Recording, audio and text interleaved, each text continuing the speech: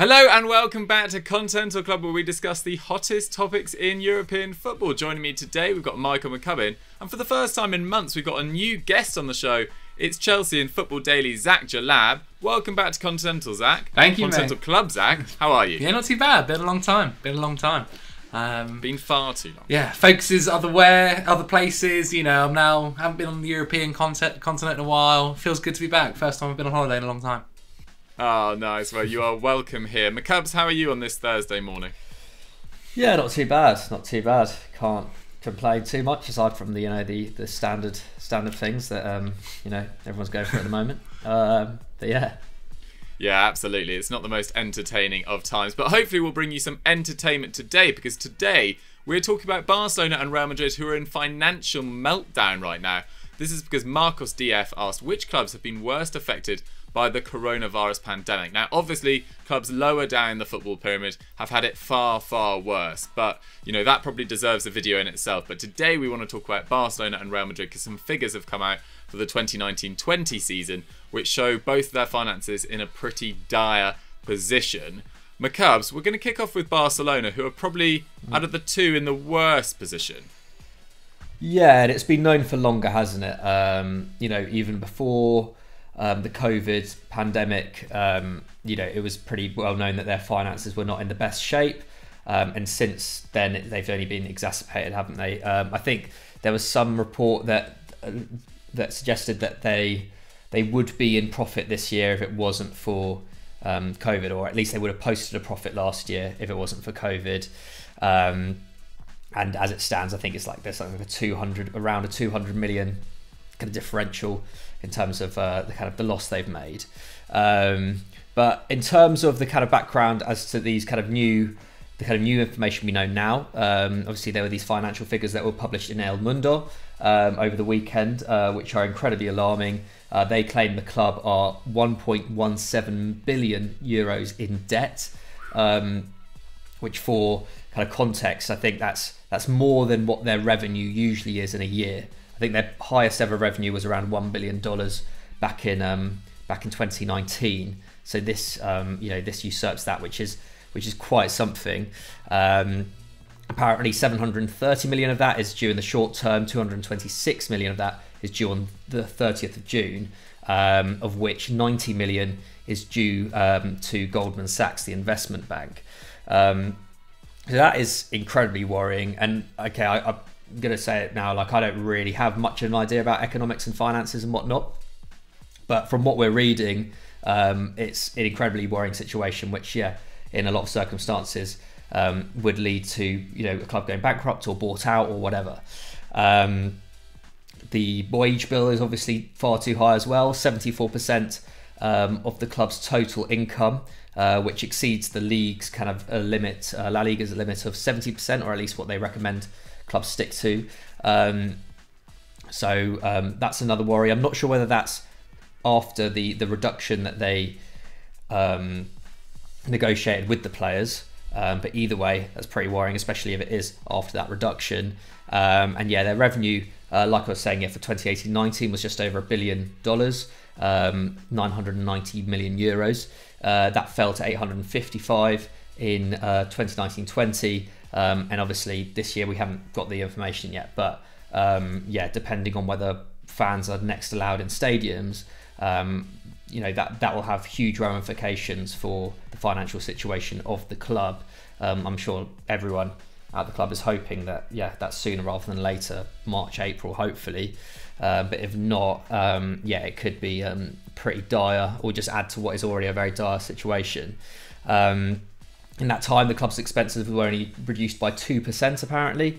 So there's a lot of numbers to be crunching there, but essentially what that Goldman Sachs loan means is that because other banks who Barcelona are already massively in debt to, like say La Caixa, who are like the Catalan kind of national bank, and others, Goldman Sachs is because it's an investment bank.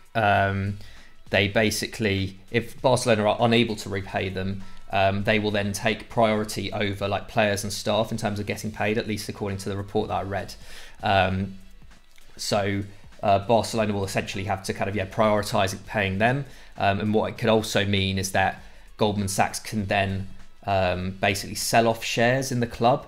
So there's a scenario where Goldman Sachs could become like 30% or 40% owners of the club, which is incredibly worrying. And I think what's although I don't personally think that Barcelona are going to they're not going to disappear, they're not going to liquidate, or at least they're not going to disappear as a football club. But the big worry is that they will stop existing as a football club in the way that they do now, and the way they always have done, which is as a fan-owned club. And obviously that would be the death of the club in many respects. So it's a really, really worrying situation. I'm not really sure where else to go with this. Obviously, there are players who they still owe money on. Apparently they still owe £26 million to Liverpool for Coutinho, £14 million to Ajax for De Jong. That's according to the Daily Telegraph, but I was reading somewhere else that I think somewhere else was saying they owe nearly 50 million euros for De Jong still. They still owe Bordeaux for Malcolm. All of these things add up, and it's just led us to what we have now, which is a club kind of in limbo. They had to push back the presidential elections. Two presidents who have big plans on how to save the club financially. Joan Laporta had to do it in probably what was a less severe situation back in 2003, but nevertheless has experience of doing so. Victor Font has laid out a big grand plan for how Barcelona can kind of maximise their profits in the global kind of fan market, and market themselves better and sell products better to their kind of hundreds of millions of fans around the world. But at least from what I've read, there doesn't seem to be an easy answer to this, and it still feels very unpredictable as to what the next regime will actually be capable of doing, especially when there are these debts that have to be paid off in the next few months, and with things like the Barcelona, the renovation of the Camp Nou, which initially they took that Goldman Sachs loan out for, things like that. It's just I don't know. Just obviously it's an amalgamation of years of financial mismanagement, mainly by the Bartomeu regime. Sure. And that's not even getting onto Messi, who obviously they're going to have to try and keep at the club on massively reduced wages, which I think is basically going to be Fontane's, Laporta's kind of prerogative. But yeah, his future is as uncertain as ever. Obviously there are these reports saying that he's learning French and whatnot, leading to those kind of rumours of him going to PSG. Don't think we can comment on that too much, but yeah, all in all, just a huge mess. Absolutely. I mean, it's been a mess for a while, as you say. It's just the Bartomeu era was an absolute disastrous one for the club, increasingly on the pitch, but mainly off it. And where they go from here is really difficult to see. As you say, they're one of the only I think they're only one of 4 fan-owned clubs in Spain, along with Athletic Club and Osasuna and one other. They'll probably need a wealthy benefactor to take them on, clear some of that debt, and sort of go again. I can't see how it continues in its current guise. But then, as I say, not a financial expert like McCubs. But yeah, it's very, very troubling times. I can't really see Messi staying, and it also makes sense about why they offloaded Suarez last summer, which looks like it's going to be one of the most crucial transfers of this season in La Liga, with him performing so well at Atletico Madrid and leading them to what seemed like quite an unlikely title charge at the start of the season. So fair play to Suarez. But Zach, let's move on to Real Madrid, because things aren't quite as disastrous there in terms of they saved money over the summer. They didn't spend any money. They only brought back Odegaard, but their finances, unsurprisingly, have also been really badly affected. Yeah, it's not much better over in Madrid, to be quite honest, as they're rebuilding the stadium, which isn't cheap, especially the size of the Bernabeu. In there included, it costs 575 million euros to do that, which brings their debt to 901 million euros, which is a lot of money, and basically puts any moves realistically in the future or the upcoming summer for, say, Erling Haaland and Kylian Mbappe, which has been reported, just as impossible to do. In fact, journalist Josep Pedrerol claims that the reality is actually the complete opposite. At Real Madrid, they have to sell to survive. They've asked players for a 10% wage cut, but they tell me that this could be as much as 25%. He also then goes on to say to reach 150 million euros to try and buy Mbappe this summer would be impossible given the situation. Now, if you're a Real Madrid fan, Los Blancos fan, it could actually end up seeing that maybe some of your stars, like your Odegaard, who's already gone on loan to Arsenal, could possibly be the people that make way for them. Mbappe and Haaland aren't going to be moving to Real Madrid. It's not something that's happening in this current situation. And if it does, then God, it's making the situation 10 times worse. All Real Madrid have to do is look at the Barcelona situation, which is already bad, and see that's a prime example. Signing Griezmann for high wages and high money, giving Messi this super long contract where he's earning nearly €1 million a week, and then bonuses which they can't even afford, etc. Bringing all these players and taking risks has put them to where they are. I mean, the one thing they can say is like a decent amount of it has been done on a stadium, and once fans can come back, that will be able to kind of pay it off slowly but surely. But who knows when that is able to happen. Mundo Deportivo claim that Real Madrid will try and throw in Vinicius Jr. into any deal with PSG to get Mbappe. So instead of having to pay so much for Mbappe, they can use that as a bit of a make weight. But the big issue is that they took out that £500 million loan to cover the cost of the Bernabeu just before COVID, and they have to start paying that back next year.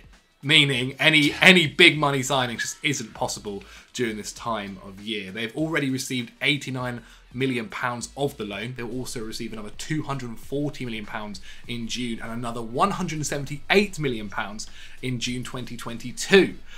Each instalment will add on to their debt, basically bringing it to £500 million. So it's no surprise that they're trying to find out a way to kind of get around this. Florentino Perez was apparently seen flying to Turin last week to talk with Andrea Agnelli about a possible European Super League, which is why they would get all that money from. But then you saw UEFA come out and be like, if anyone is even thinking about contemplating it, you're going to get banned from not only, or any players are thinking about joining into it, you're not going to get banned just from the Champions League, but you also get banned from the World Cup as well. So I don't know if that's going to be a possibility. It could very much end up being that Real Madrid have to go on a big sale over this summer, and that's maybe part of the reason why they've been so happy to sell stars like Hakimi, Reguilon to Spurs, players that maybe they thought would make it into the lineup over the next coming years, and actually need to try and make as much money as they possibly can to do so. It's not looking good for either of them, and to be fair, it's probably why clubs like Atletico Madrid have been able to prosper during it. Absolutely, with the stability of Simeone and some quite clever strategic transfers. Yeah. It just feels like the days of maybe Real Madrid and Barcelona like picking up the best Premier League players, which, you know, most recently happened with Eden Hazard, probably isn't going to happen in the next 2-3 years. For sure. Which I actually think causes a bit of an issue, because you'd probably look at Liverpool's front line, and I think in the last month or two, most people, you know, were struggling with this idea beforehand, but they probably do need to sell one of their forwards this summer in order to regenerate that forward line, regenerate that squad. And I just don't know who's going to be able to afford a Salah or Mane. Yeah, especially in Spain, which is where the most likely destination was. Right, we weren't really realistically seeing them go to Bayern or even to the Serie A. And the Premier League right now, it's without a doubt the number one competition in the world. You're seeing all the stars wanting to come over to play in the Premier League, and actually gives the advantage to teams like Liverpool, which you saw Chelsea take in the summer, where players like, say, Mbappe, Haaland in the coming summer will be possibly looking to move on. And if other clubs can't afford it, the Premier League clubs can really stand up and make some ground here and pick up all this young, exciting talent. As we said, we saw it in the summer with Chelsea with Havertz, Werner. Obviously, they may not have hit the ground running just yet, but hopefully in the coming weeks. And this may even happen to a better extent, where you see Messi join. You see, as I said, Haaland, Mbappe, and all these other kind of stars that are rising up over the coming. Odegaard, like all these players that are kind of coming about. Absolutely, and the standard of managers now in the Premier League as well, particularly now Tuchel has replaced Lampard. No disrespect meant for Frank Lampard, but his managerial CV is just not a touch on Tuchel's. I mean, you just look at that sort of top 6 down to the top 8 sort of sides, in the Premier League, and the standard of manager is just absolutely insane. But just to sort of round up our sort of financial chat, it's clearly not Real Madrid and Barcelona alone who are struggling. The Suning Group, who own Inter Milan, are having massive financial difficulties. Apparently, English private equity firm BC Partners are currently studying their finances, and La Repubblica claim their first team are currently going unpaid for this month. And they also haven't paid the first €10 million instalment for Achraf Hakimi as well. God. I think they're doing 4 different payments. So that's going to cause issues. It might cause issues between Inter Milan and Real Madrid, of course. And, you know, KPMG, the market analyst, says that Europe's biggest clubs have lost £1 billion in revenue alone this year. That's set to be £2 billion by the end of this season. Revenues at Man United have fallen nearly 20%, God. Spurs over 12%, Liverpool close to 8%. Porto have supposedly lost 50.5% of their revenue, which is just absolutely insane. So my Lord. the sort of ongoing effects of this crisis, which we're still in very much so, you know, nearly a year since the start of it in Europe, we're probably going to feel the effects of this for about 2 or 3 years, sure. at least. And the values of players are supposedly going to drop dramatically as well, up to 15% as well. So it's a real mess, and it's no surprise with Zac mentioning Florentino Perez and Agnelli having a chat about the European Super League, because I think the biggest clubs in Europe see that as the perfect opportunity to sort of increase their revenue in this period. And there's talks of the Champions League being reformatted in 2024. Agnelli was talking about at a forum this week about how he wanted to introduce a Swiss-style sort of competition where there's 32 or 36 teams that qualify, 2 different divisions, the best 8 teams in each go through to the next round, and then it's like a playoff format, like the NFL. It'd be interesting. Where the first seed plays the 16th, and you go through like that. Which would be, I mean, the Champions League probably does need a bit of a change by 2024. It's been the same format since 1994, I think now, and it could maybe do with a change, just to spice it up a little bit. Although I do worry about a European Super League coming in. Yeah. I think the Champions League just being reformatted would probably be the way to go, because there's 1,826 games in Europe's top 5 leagues per season, but there's only 125 in the Champions League. So for the biggest clubs who need to maximise their revenue and to, you know, to filter down the system, hopefully, although, you know, biggest clubs probably aren't that keen on filtering their money down, maybe there does need to be a change in the Champions League and a change of how many games there are per season. But yeah, guys, that's our take on the financial situation, what is going on in Europe with regards to COVID and football clubs. It's a bit of a mess. Please get your thoughts in the comments down below about what you think sort of the impact it's going to have on Barcelona, Real Madrid, Inter Milan, any of the clubs we've mentioned. And let's move on to our big match preview. So this weekend sees Atalanta take on Lazio and Leipzig versus Leverkusen in the Bundesliga, as well as Marseille versus Rennes in Ligue 1. That should be a good game there. But having covered Serie A and the Bundesliga in recent weeks, we want to head to La Liga, where we are going to see Barcelona take on Athletic Club at 8 PM on Sunday night. This is obviously a repeat from that Spanish Super Cup final, which took place just a couple of weeks ago. It sees third take on ninth in a massive clash. Barcelona will be looking for revenge after losing that Spanish Super Cup final, with Messi, of course, sent off in the final minutes. But Zac, I mean, Barcelona, compared to how they were at the start of the season, have picked up quite a lot recently. Yeah, they've been revitalised. On the 12th of December, they were 9th in the league after losing 4 of their opening 10 league games. And they've been unbeaten since, winning 7 of their 9 league games to rise to 3rd. However, they are still 10 points off of Atletico Madrid, who have a game in hand. So I think league-wise, it may be just out of reach, but it's definitely better than what it was, which was pretty bad. They have won their last 4 league games, including a 3-2 win over Bilbao, scoring 10 goals and conceding 2, which kind of was a bit more of the issue beforehand. They weren't scoring that many goals. They weren't too bad defensively, though. That victory, though, over Athletic was a very solid performance. Messi scored twice and Pedri scored once, as Barca ended up with an XG of 1.4 to their 0.6. And they've also taken 23 points from an available 27, which is the exact same as Real Madrid and just 1 less than table toppers Atletico Madrid have managed in the same period. Now, team-wise, they are also massively improved. They rank first for shots in the division with 16.4. It's much like their old self. They've got first for shots on target with 7.1.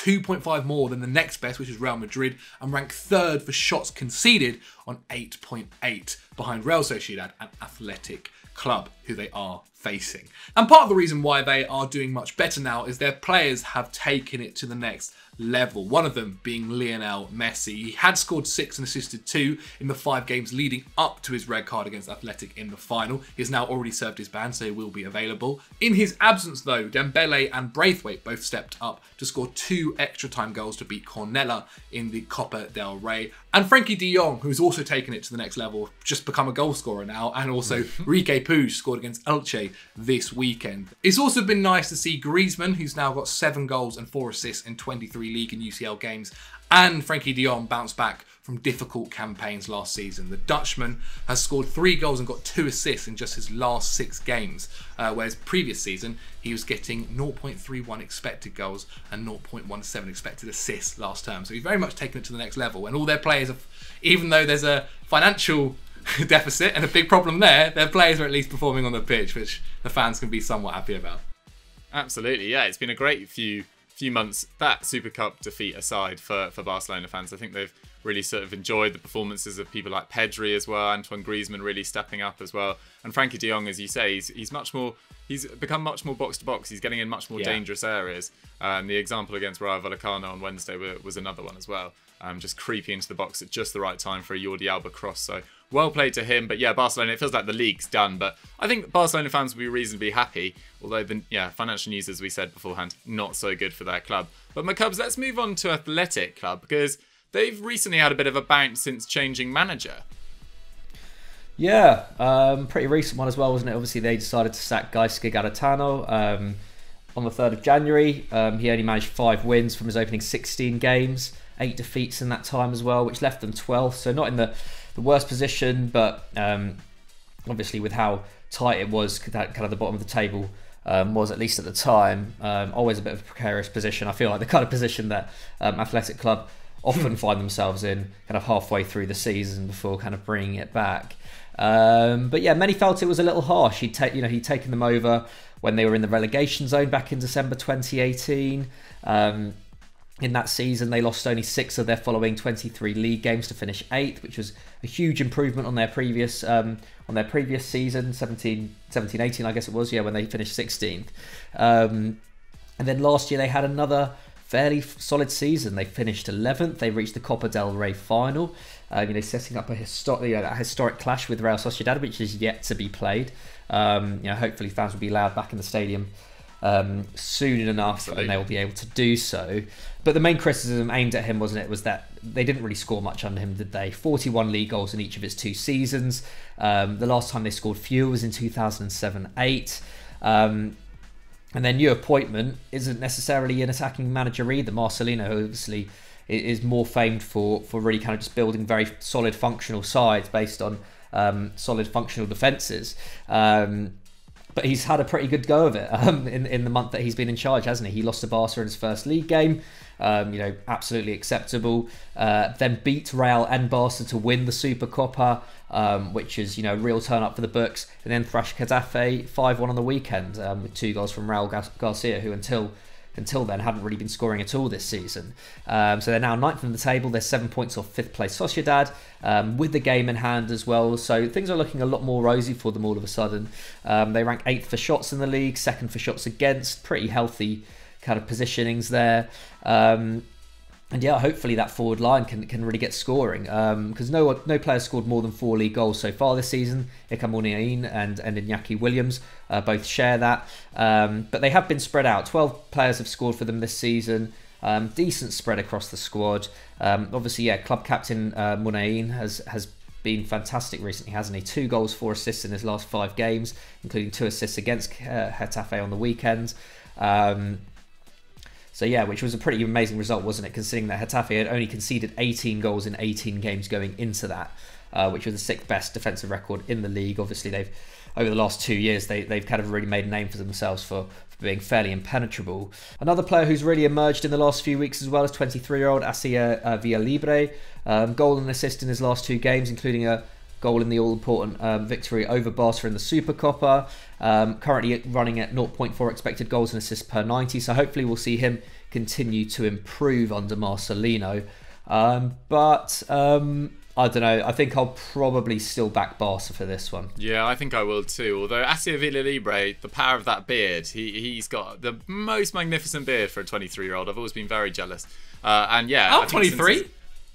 Yeah, I mean, it's better, Zach. It's really better. It is thick. And yeah, he's playing exceptionally well. He's running the channels really well. He's a real physical specimen. He's the guy that pissed off Messi, who then retaliated with that elbow in the Spanish Super Cup final. I kind of appreciate his style of play. He's pretty rugged. But Athletic, going into this, you probably say Barcelona heavy favourites, but they've actually been pretty good against them recently. They've got 3 wins and 2 defeats in their last 7 games. And both of the most recent games have finished 3-2. So maybe expect some goals, which you wouldn't expect for Athletic Club, normally a very astute defensive side. Barcelona have some injury issues as well, which probably could cause defensive issues. Busquets is suspended for this game. Ansu Fati and Piqué are also out. Piqué, recently we've seen Samuel Umtiti come into the side, which has been quite nice. Sergio Roberto, Coutinho and Serginho Dest are all also out as well. So it'll probably be more game time for Araujo and Miguesa as well. Athletic Club have issues in one specific position, left back. Yuri Bichichi is out with COVID, and backup left back Miguel Balenciaga has knee issues, which means Eniko Lekwe will likely deputise, who I've never seen play football, so good luck to him against Griezmann, Messi and Ousmane Dembele. So it's time for a score prediction. Zach, what do you reckon in this game? Just because of recent form and they've started to pick it up, I'll go Barcelona win 3-1. Messi 3-1. brace. Love it. Goals predicted from DJ. McCubs, do you back him up on that? You know what? I did back Barca, but yeah, I kind of forgot their injury issues. I think also just they're in a good run of form at the moment, but Athletic Club have tripped them up once already. I'm going to say it's going to come to a bit of an end. I'm going to go for a draw. Okay, a draw. I'm going to go Barcelona, but I think it'll be a bit tighter. I'm going to go 1-0 Barcelona. But stay tuned at Sunday night at 8 PM. And let's move on to our quickfire question. Our quickfire question this week comes in from Noah JPC11, and we don't have a lot of time left on McCubs' camera, so we're making this rapid. And it's, where will Lampard's next job be? I mean, Zach, I can't not come to you first. Where do you think he's going to end up next? I'm really not too sure. He might wait out till the end of the season. I don't know whether he'll jump into a job straight away. I mean, Newcastle looks like it could be doing with a new manager any time at the moment. So Steve Bruce might be there. Thing is, Lampard hasn't really done any disservice to his CV personally. I think everyone that's looking at maybe hiring won't look at the Chelsea experience as like a bad thing or knock him on it at all. So I think maybe he could end up going to a lower league, Premier League club. He could also go back to the Championship, which I think is a possibility. I was just thinking about maybe abroad. That would be quite a nice little surprise. I don't think it would happen, but it would be a nice little surprise if he did. Fair. McCubs, where do you've got get your mystic ball out? Where's he going? Tough one, because I feel like wherever he's going to go, if he goes to Newcastle, it's going to be a little bit of a far-fighting job, isn't it? Limited resources, which he hasn't really had. Like Chelsea, he had unlimited resources. Derby, he had the kind of pick of the Chelsea academy.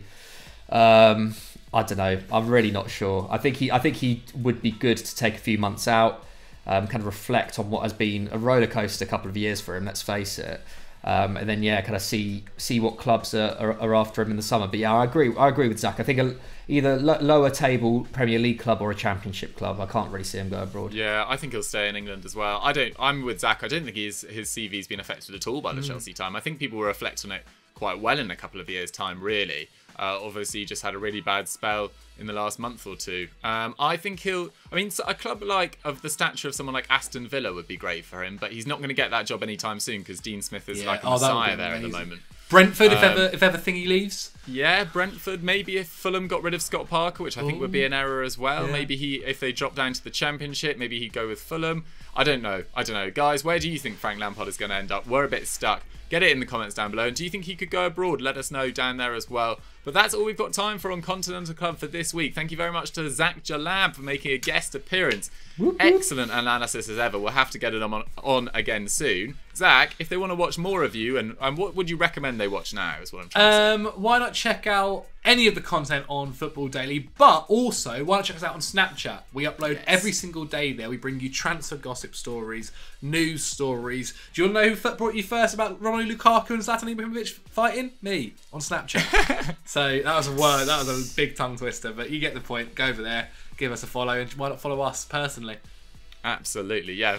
Follow our Twitter and Instagram, and definitely Lukaku would have battered Zlatan. I stand by. Oh, for sure, for sure. McCubs, anything you'd like to push interesting. Just watch like our scout reports. Go and watch the Explained on La Liga and on Barcelona's elections. Follow us on socials. I need more Instagram followers, to be honest. Although I'm very lazy on there. I do need more. I'm not followers. too far from 10k. Come on, 3,000 I need 3 more thousand. McCubs, go do some hashtags in the park like Joe. That's what seems to work. Yeah, it's true. Hashtag Sancho is coming. Anyway, guys, thank you very much for watching Continental Club for this week. We'll see you next time. Bye.